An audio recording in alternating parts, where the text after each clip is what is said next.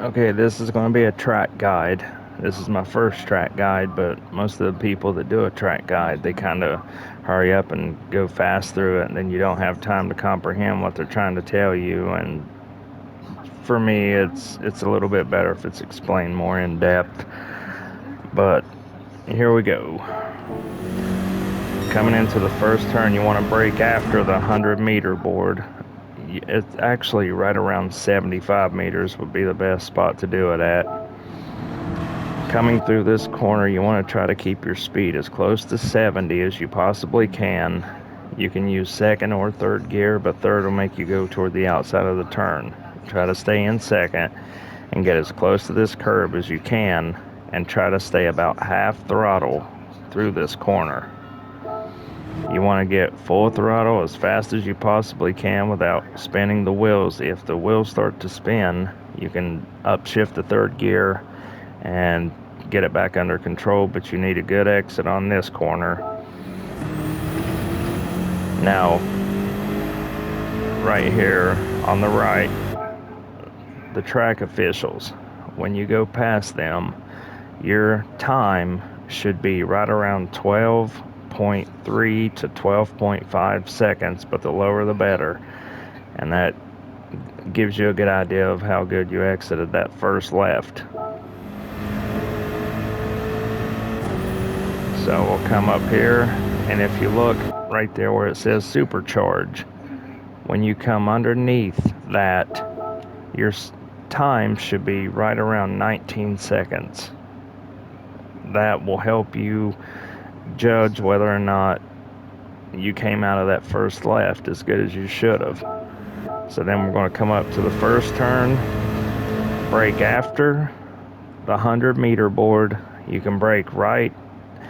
Actually, if you look right there where the concrete wall ends, right before that is where you can brake, and this is on soft tires. You want to try to get your speed down right around 85 mile an hour, and you need to try to keep at least half throttle the whole way up this corner until you start seeing the exit of the corner, and then get right back on full throttle as fast as possible. That way it gives you a good run up the first section of this hill. You want, okay, right here, the curb on the left, you can see where it ends. Your car should be doing between 102 and 105 mile an hour as you pass the end of this curb. Right there, I'm at 103. Get as close as you can to this wall on the right. You want to use all the track limit you can, because you're going to need all of it to carry speed through this turn. Get in as close as you can on the inside to the left. You don't want to scrape the wall, but you want it to smell your paint, to say the least. Start braking right about here to try to get the car down to first gear. Now, coming up this section on the left, even though you're slowing down, you want to try to keep the car about half throttle so that you can carry speed up this first left and keep your time as low as possible. So when you come up through here, if you see that I was holding half throttle the whole way, keep your speed about 60 mile an hour. Get up as soon as you top up over this part of the hill right here. If the wheels start to spin, you can upshift the third gear to minimize the wheel spin. Now you need to get as close to this left barrier as you can, and you're going to want to turn in a little bit early. Right there is where I start to turn in at, and you're going to want to turn in hard and lift off the throttle just a little bit, because as soon as you clear this this curb on the left, you want your car to be between 116 and 121 mile an hour. Mine's about 118 or 119. You want to stay full throttle. You lift off right here a little bit. Now, before you get down that dip, you need to upshift to fifth gear to keep the car from drifting into the Armor All sign. You can get a little closer to the wall you should get a little closer to the wall for better time. As you can see right around through here, I'm doing 135, 36, 37 mile an hour in 5th gear. Now when you go around this part of the track, you may have to lift off a little bit just to keep the car from drifting out into the outer part of the barrier. Right here you should be doing about 140 mile an hour and no less. I'd say 138 minimum. And when you go to top up over this knoll, you need to lift off the throttle and turn in. Otherwise the car won't make the turn very good at high speeds. You need to try to get the car in as close to this barrier on the left as you possibly can. So lift off, turn in, get back on the throttle. You may have to lift off, then get back on it, lift off, get back on it, just to make sure that you don't go over this curb on the right. And as soon as you clear that section and you straighten the car out, you should be between 135 and 140 mile an hour. Right here, I'm going to tap the brake a little bit, just because you can see that it's the input starting to take. You want to straighten the car out right here so that you can make this right. You don't want to slow down a whole lot. You just want to straighten the car out so you can turn into this downhill right. Now some aim for the middle of this curb to try to straddle it. I don't like going over on the grass, so I just bump the brakes as I'm going down through here, just to try to keep the car stable.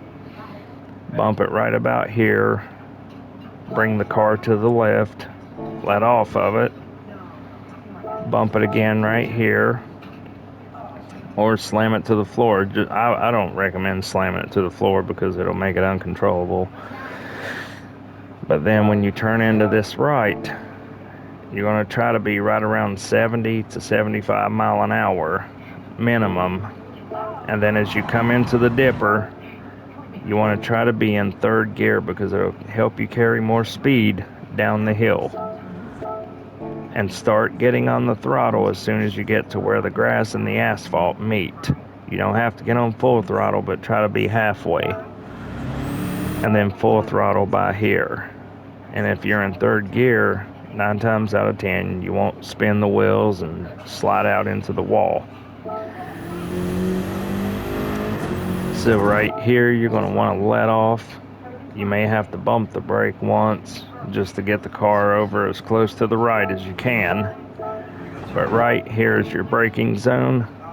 As soon as you come around that turn, you need to try to get the car down as fast as you can to about 60 mile an hour and hold it there if you can, by making sure you get back on the throttle sooner. Try to keep it that way. As you can see, I'm half throttle by that point, and by right here I'm on my way back to full, because you want a good run out of this corner, as good a run as you can get, because this straight section is going to play a big part in your lap time. Now you see coming up overhead this sign right here, speeding, you're in our sights. Now when I come underneath this sign, you want to be between a minute 32.5 and a minute and 33.3 or 4, because that lets you know if you're going to have a good lap. Come down through here, you'll see my braking zone about 130 meters. Try to get the car slowed down. You want to be right around 70 mile an hour and try to chuck it up in there in 2nd. If you're running a little too wide, or 3rd if you're able to take the apex real good. It lets you get on the throttle a lot sooner. But try to stay at 70 and get back on full throttle as fast as you can. This Armor All sign above, I always use that to judge if my lap's going to be any good, because I try to cross under it by at least 149.6. If it's anything above that, I know the lap's not going to be very impressive. Right here is my braking area, right around the 75 meter board that don't exist. But you can see I'm back on it. You need to try to get inside this turn as close to the curb as possible, between 60 and 65 mile an hour. And you need to try to, if you pay attention, you see my throttle input is, I'm starting to get back on the pedal. You want to try to keep it about half pedal right through here if you can. That way it gives you a good lead out, and you're carrying your speed better to try to stay around 60 mile an hour so that you can get back on full throttle, leaving the corner. And if it starts to spin, you can upshift to third gear, but mine didn't spin. And you can see I crossed at a 2:01.630. So that's how you get a sub 2 minute 2 second qualifying lap time. But practice makes perfect, and this is in the BMW M6 endurance model with +4 brake balance, traction control off, active stability management off, and from an amateur racer. So there you go, that's how you do it. Like the video, subscribe, and I'll see you on the next one.